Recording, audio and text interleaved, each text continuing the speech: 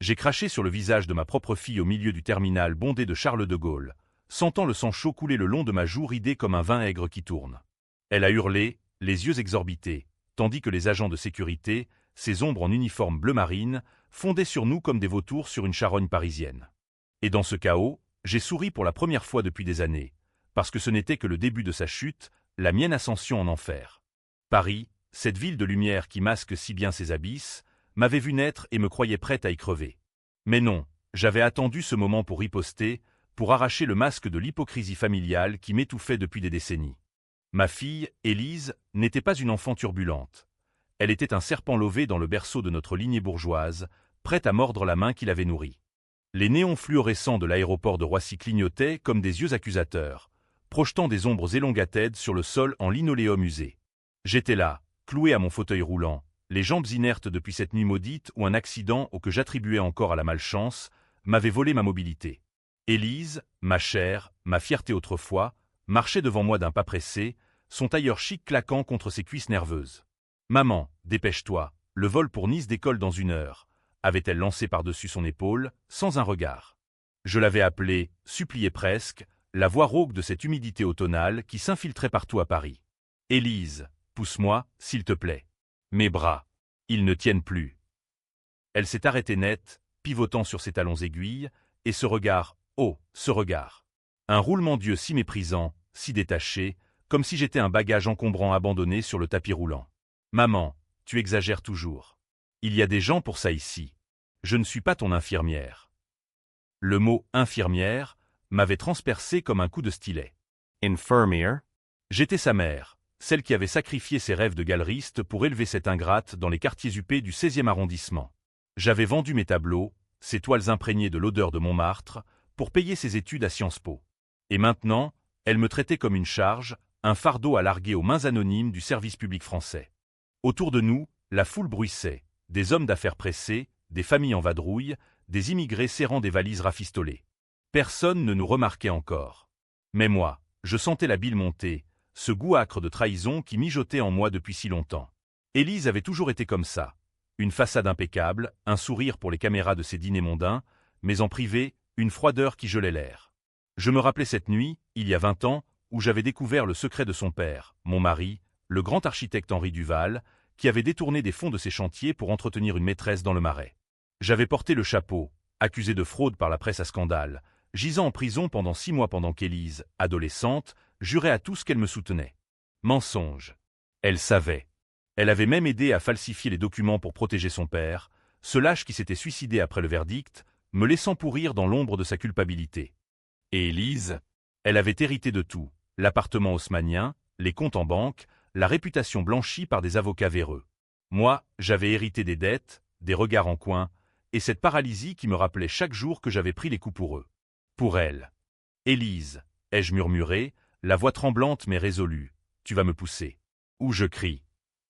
Elle a ricané, un son bas et moqueur, typique de ces Parisiennes qui se croient au-dessus des faiblesses humaines. Crie donc, maman. Qui te croira? Une vieille folle dans un fauteuil. C'est là que j'ai agi. D'un geste que je croyais impossible, j'ai projeté ma canne. Non, pas une canne, mais ce bâton noueux que j'avais sculpté moi-même des années plus tôt, gravé de nos initiales entrelacées, droit vers son tibia. Elle a trébuché, heurtant une valise, et dans la chute, son téléphone a volé, s'écrasant au sol dans un éclat de verre. La foule s'est tournée. Des murmures. Qu'est-ce qui se passe? Une dispute familiale. Mais je n'ai pas arrêté là. Au secours. Elle me bat. Ma propre fille me maltraite. Ai-je hurlé, les poumons en feu, attirant les regards comme un aimant. Élise s'est relevée, furieuse, les joues empourprées. Menteuse. Tu es folle, maman. Elle s'est approchée pour me gifler, mais c'est moi qui ai craché, un glavio épais, chargé de 20 ans de rancœur, atterrissant sur sa joue poudrée. Les agents sont arrivés en un éclair, ces gardiens impassibles de l'ordre gaulliste, leur talkie-walkie crachotant en français sec. Madame, reculez. Monsieur l'agent, elle m'abandonne. Regardez, elle refuse d'aider sa mère handicapée. J'ai sangloté, théâtral, les larmes coulant pour de bon maintenant. Élise protestait, mais ses mots sonnaient faux, comme toujours. Ils l'ont empoignée, menotte prête, tandis que je feignais l'effondrement, le cœur battant d'une joie sombre. Ce n'était pas de la vengeance gratuite. C'était le premier pion d'un échiquier que j'avais mentalement disposé pendant des nuits d'insomnie dans mon appartement exigu de Belleville. Élise croyait m'avoir enterrée vivante, mais j'avais exhumé les dossiers, ces papiers jaunis qui prouvaient sa complicité dans la fraude de son père. J'avais des contacts, un ancien amant, procureur à Nanterre, qui haïssait les Duval depuis l'affaire. Et maintenant, avec cette scène publique, les caméras de surveillance de l'aéroport immortaliseraient sa violence envers une mère vulnérable. La presse adorait ça. Fille de famille abandonne mère en fauteuil à Roissy. Tandis qu'on l'emmenait pour vérification d'identité, je me suis laissé pousser par un agent compatissant vers la salle d'attente. Mon vol? Annulé. Peu importe. J'avais planté la graine. La nuit tombait sur Paris, et avec elle, le premier acte de ma revanche. Élise rentrerait chez elle ce soir, mais demain, les journaux la crucifieraient. Et moi, je commencerais à tirer les ficelles. Les heures suivantes furent un brouillard de formalités. Déposition, café tiède dans une salle au mur beige, regards apitoyés des fonctionnaires. J'ai raconté ma version, embelli juste ce qu'il fallait, l'abandon, les insultes, le refus d'aide. Elle me déteste depuis la mort de son père, ai-je gémi. Elle pense que je suis responsable. Vrai, en partie. Mais elle l'était bien plus. À minuit, de retour dans mon studio sombre, éclairé seulement par l'écran de mon vieil ordinateur, j'ai ouvert le fichier crypté vérité-baduval.pdf. Des scans de lettres, de transferts bancaires, de témoignages falsifiés par Élise elle-même à 16 ans. Elle avait écrit ces faux, de sa main enfantine, pour sauver papa. J'avais tout gardé, comme une araignée tissant sa toile. Demain, j'enverrai une copie anonyme au Figaro. Pas tout, juste assez pour que les enquêteurs s'intéressent à nouveau à l'affaire close. Mon téléphone vibra, un message d'Élise. « Comment as-tu pu? Tu vas payer pour ça, vieille sorcière. » Je ris, un son rauque dans le silence. « Payer? Non, ma chérie. C'est toi qui vas saigner. » Le lendemain matin, Paris s'éveillait sous une pluie fine, ce crachin typique qui lave les rues sans jamais effacer les taches d'encre des scandales. Mon appartement de Belleville, avec ses murs écaillés et ses odeurs de pain grillé du boulanger d'en bas, était mon bunker. J'avais vécu là depuis ma sortie de prison, refusant l'aumône d'Élise qui sentait le mépris. « Prends l'argent, maman, et disparais », m'avait-elle dit un jour, lors d'une visite forcée. J'avais préféré la misère authentique à sa charité empoisonnée. Le journal arriva par la poste. Non, par le livreur Uber Eats que j'avais commandé, car mes jambes ne me portaient plus jusqu'au kiosque. Le Figaro, édition du matin, une brève en page 7. Scène choquante à Roissy, une femme d'affaires agressant sa mère handicapée. Élise Duval, 38 ans, fille de l'architecte suicidé Henri Duval, interpellée par la sécurité. Une photo floue d'elle, menottée, le visage tordu de rage. Pas de mention de mon nom, j'y avais veillé, me faisant passer pour une victime anonyme. Parfait. Mon cœur, ce vieux moteur rouillé, accéléra. J'appelai mon allié, Jacques, le procureur à la retraite, voix éraillée par trop de Gauloises. « Allô, ma chère? J'ai vu les infos. Bien joué. » Sa voix avait ce ton complice, teinté d'un regret pour nos nuits volées il y a 30 ans. « Tu as les docs ?» demandai-je. « Oui. Et j'ai un contact au parquet. L'affaire Duval rouvre si on prouve la complicité mineure. Mais Élise est adulte maintenant. Ça pourrait la rattraper pour faux témoignage. » Je raccrochai, les mains tremblantes d'anticipation. Ce n'était pas juste pour l'argent détourné, 2 millions d'euros, engloutis dans des chantiers fantômes le long de la Seine. C'était pour la trahison viscérale. Élise avait su pour la maîtresse de son père, cette actrice ratée du quartier latin, enceinte d'un enfant illégitime qu'Henri avait avorté en secret. J'avais découvert la lettre, cachetée de cire rouge, dans son bureau. Au lieu de me le dire, Élise l'avait brûlée, protégeant le monstre familial. Et quand la fraude avait éclaté, elle m'avait accusé devant le juge, larmes aux yeux. Ma mère gérait les comptes. Elle est jalouse. J'avais écopé de la tôle, pendant qu'elle héritait du trône. Maintenant, le vent tournait. J'ouvris mon ordinateur, rédigeant l'email anonyme via un VPN gratuit. Merci, les geeks de la bibliothèque François Mitterrand. Pièce jointe, extrait des faux, signé ED, Élise Duval. Sujet, la vérité sur Henri Duval, sa fille savait. Envoyé au desk du Monde. Puis, un appel à un tabloïd People, Paris Match, sous pseudonyme. J'ai une histoire exclusive sur Élise Duval. Tragédie familiale, secrets enfouis. L'après-midi, Élise débarqua. Sans prévenir, la clé qu'elle avait encore. Je n'avais jamais changé la serrure, par paresse ou masochisme. Elle entra comme une furie, parfum Chanel noyant l'air confiné. Qu'est-ce que tu fabriques, maman? Tu veux me ruiner? Mon poste à la banque, mes amis. Ses yeux verts hérités de son père, lançaient des éclairs. Elle portait encore les marques, une rougeur sur la joue du crachat séché. Je la regardais depuis mon fauteuil, près de la fenêtre donnant sur les ruelles graffitées de Belleville. Ruiné? Tu parles comme si tu n'avais pas déjà tout pris. L'appartement? Les bijoux de ta grand-mère? Et mon honneur, Élise? Tu l'as piétiné pour un fantôme. Elle ricana, s'approchant, dominant ma silhouette affaissée. Ton honneur? Tu délires. Papa s'est tué à cause de toi, de tes scènes hystériques. Et maintenant, tu inventes ça pour de l'attention? La sécurité m'a relâché, mais si la presse creuse. Elle s'interrompit, fouillant mes tiroirs comme une fouine. Qu'est-ce que tu caches ici? Ces vieux papiers. Je n'avais pas anticipé ça. D'un geste vif, plus vif que je ne l'aurais cru possible, j'attrapai le tisonnier près du poêle à gaz éteint et le brandis. Sors d'ici, Élise, ou je jure sur la tombe de ton père que je te frappe pour de bon. Elle recula, surprise par ma férocité. Tu es malade, maman. Un asile te ferait du bien.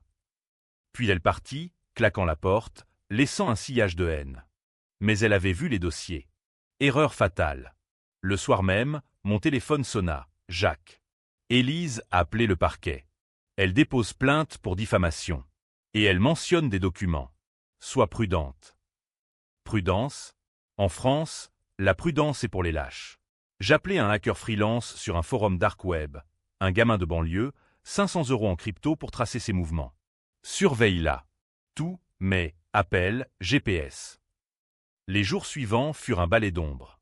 Paris, avec ses métros bondés et ses cafés enfumés, devint mon terrain de jeu vengeur. Je me faisais pousser par des aides-soignants occasionnels jusqu'aux archives de la préfecture, feuilletant des microfiches jaunies. J'y trouvais le chaînon manquant, un chèque signé par Élise, à 16 ans, versé à un notaire complice. Preuve irréfutable. Twist. Ce notaire était encore actif, gérant les biens de la famille Rothschild. Un coup de fil anonyme à un journaliste d'investigation, et l'affaire s'embrasa.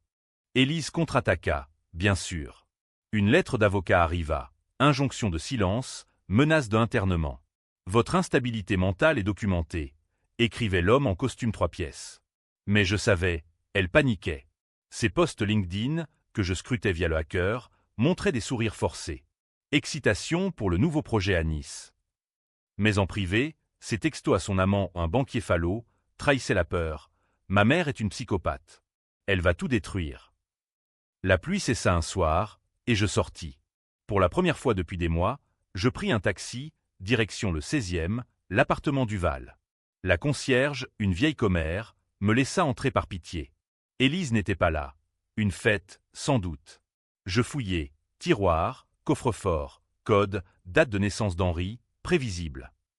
Je trouvai les lettres, celles qu'elle avait gardées, par vanité ou remords. Et une clé USB, ses propres aveux, enregistrés pour thérapie. J'ai menti pour papa. Maman a tout pris sur elle. Je la hais pour ça. Mon triomphe fut bref. En sortant, je glissai sur le tapis perçant.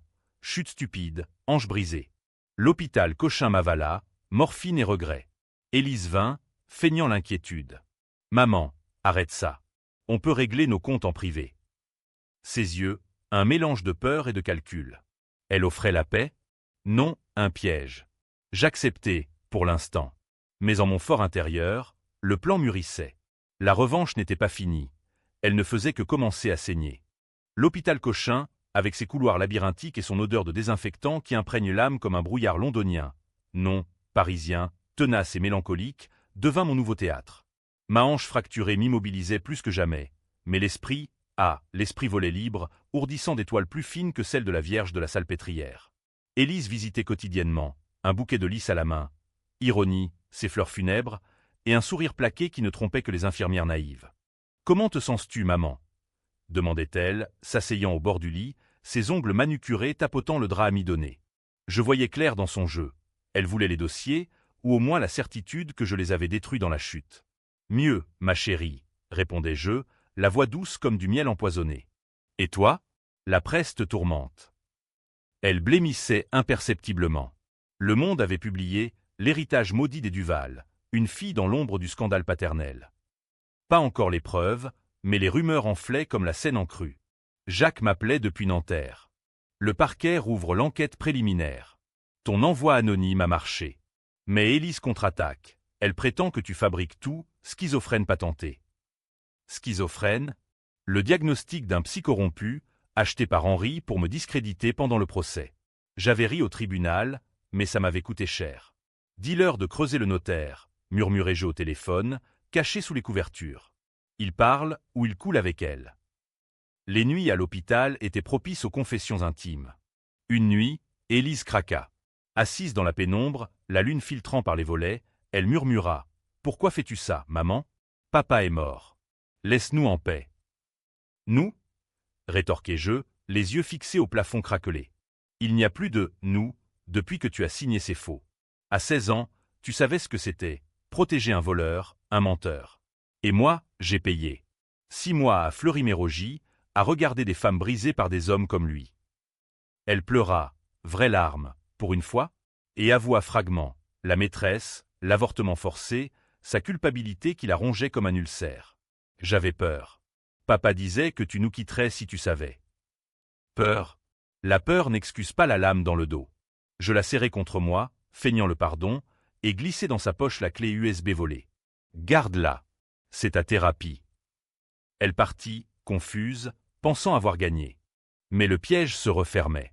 Le hacker confirma. Elle avait ouvert la clé, effacé les fichiers. Trop tard. J'en avais des copies cloud, partagées avec Jacques. Le lendemain, descente au cabinet du notaire. Perquisition, médias en embuscade. Élise appela, hystérique, « C'est toi.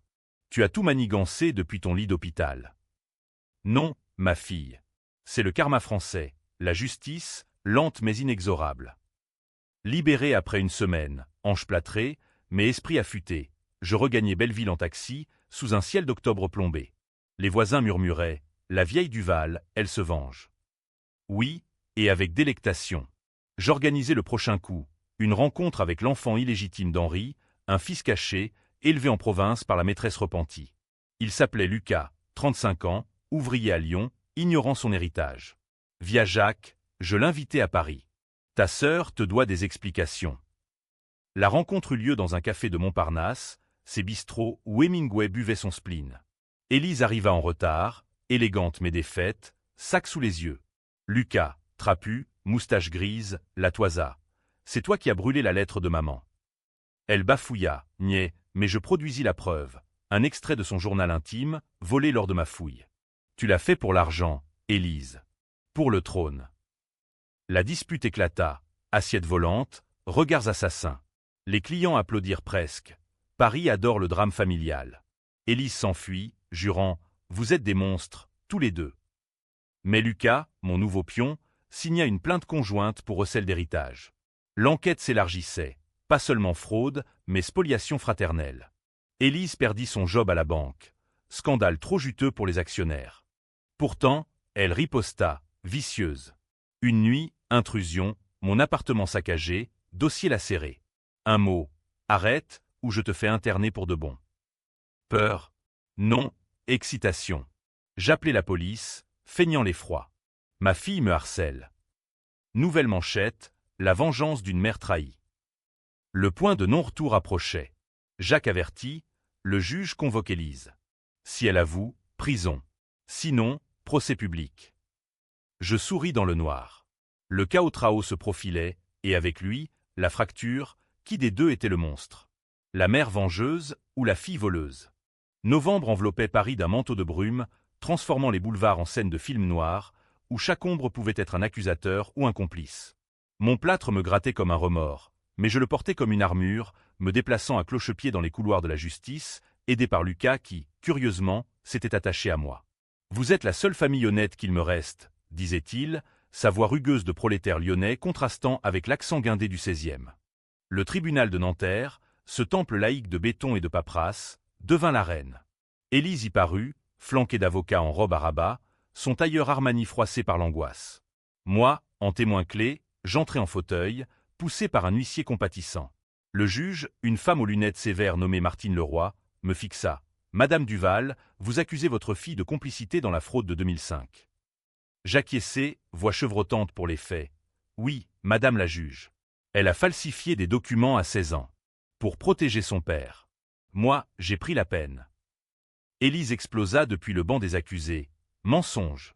Elle est paranoïaque, internée pour ça en 2007. Ses avocats la calmèrent, mais le mal était fait. La salle bruissait, journalistes, curieux, une odeur de sueur et de vieux bois. Je produisis les preuves, faux signés, chèques, enregistrements. Twist mineur, le notaire craqua sous pression, admettant le versement à Élise. Pour le silence de la famille. Le procès dura des jours, un ballet de témoignages qui disséquait notre vie comme un roman de Simenon, et sombre. Lucas raconta son enfance volée. Ma mère s'est suicidée après l'avortement. Henri m'a ignoré. Élise pleura, réelle cette fois, implorant « J'étais une enfant. Maman, pardonne-moi. » Mais ses yeux trahissaient le calcul. Gagner du temps, retourner l'opinion. La presse se déchaîna. Libé titrait « Tragédie des Duval, mère contre fille, qui est la vraie victime ?» Les réseaux sociaux, ces forums de lynching virtuel, se divisaient. Justice pour Élise contre vengeance maternelle. Des féministes criaient au matricide émotionnel, des conservateurs à la déchéance morale. Moi, je lisais tout depuis mon studio, un verre de vin rouge à la main, un Côte-du-Rhône bon marché, mais qui réchauffait l'âme. Élise changea de tactique, l'atypique volte-face du serpent. Elle vint me voir, seule, un soir de pluie battante. « Maman, unissons-nous. Contre Lucas. Il veut l'héritage, pas la vérité. » Proposition tentante. Partager les secrets, enterrer les haches. Mais je vis le piège, un magnétophone dans son sac, pour me faire avouer une revanche fabriquée. Classique français, ce chantage audio. Je jouais le jeu, d'accord, ma fille. Demain, on signe un accord. Elle partit, triomphante. Mais j'avais mon propre enregistrement, via un micro caché dans le lampadaire. Preuve de sa tentative de subornation. Envoyé au juge à l'aube. Le jour du verdict approchait. Nuit d'insomnie, rêve de Henri, son corps pendu dans le bureau, Élise riant dans l'ombre. Était-ce de la folie? Peut-être. Mais la trahison l'était plus. Jacques avertit, Élise prépare un contre-coup. Elle a engagé un privé pour fouiller ton passé. L'accident. Qui t'a paralysé? L'accident. 2010, sur l'autoroute A6, direction Provence. Frein saboté, voiture qui dérape dans le ravin. J'avais survécu, à peine, blâmant la fatigue. Mais si. Le privé d'Élise déterra le rapport. Trace de sabotage, non poursuivi faute de suspect. Élise, à l'époque, elle gérait mes finances, avait accès aux clés. Mon sang se glaça.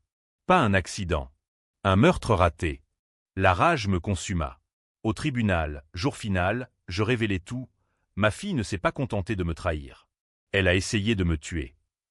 Preuve, alibi douteux, transfert vers un garagiste véreux. La salle explosa. Élise hurla. Folle. Complètement folle. Mais le juge ordonna une expertise balistique, non, mécanique. Le verdict tomba comme une guillotine. Élise inculpée pour complicité de fraude, faux, et enquête ouverte pour tentative d'homicide. Peine. Sursis probatoire, mais ruine sociale assurée. Elle me fusilla du regard en sortant, menottée pour la photo. Tu paieras en enfer, maman. La foule se scinda. Applaudissements pour la mère justicière, huée pour la tyran domestique. Qui avait raison? Paris, ville de débat, s'enflamma. Pétition, édito, même un podcast viral, la fille perdue des Duval. Mais le chaos trao n'était pas fini. Élise, libre sous caution, riposta une dernière fois. Révélation publique de mon secret à moi. Dans une interview au JDD, elle lâcha. Ma mère a couché avec le procureur pour l'affaire. Et pire, elle savait pour l'avortement et a forcé ma grand-mère à payer le silence. Vrai, en partie. J'avais couché avec Jacques, par désespoir. Et la grand-mère? Pression familiale, oui. Le public bascula. Étais-je la victime ou la manipulatrice originelle? La fracture était là. Lecteurs chiaient en PHE, certains me voyant comme une Antigone vengeuse, d'autres comme une Médée empoisonnée. Moi, je sirotais mon vin, attendant le twist final. La tension culminait, la chute approchait. Décembre arriva, saignant de froid et de lumière de Noël qui parodiait la joie dans les vitrines des Champs-Élysées. Mon appartement de Belleville, jonché de coupures de presse et de bouteilles vides, ressemblait à une scène de crime intellectuel. L'enquête sur l'accident avançait. Le garagiste, un vieux renard de Clichy, avoua sous serment. La fille Duval m'a payé pour les freins. Un accident de chasse, qu'elle a dit. Preuve irréfutable, virement bancaire, daté d'une semaine avant le crash. Élise fut arrêtée chez elle, au milieu d'un dîner mondain, caviar et champagne, ironie cruelle. Les images tournèrent en boucle, elle, menottée, robe de soirée déchirée, hurlant c'est elle qui ment. La France, friande de chutes aristocratiques, se repaissait. Duval Daoun tronda sur X, même de guillotine et de fauteuil roulant vengèrent. Le twist final frappa comme un coup de Mistral. Au tribunal, jour de l'audience pour homicide, Élise, palme et composée, produisit une lettre, la mienne, écrite en prison, 2005. Si Henri ne me rend pas l'argent, je le dénonce. Et toi, Élise, tu paieras pour ses péchés. Menace? Oui. Mais contexte, j'ignorais alors sa complicité.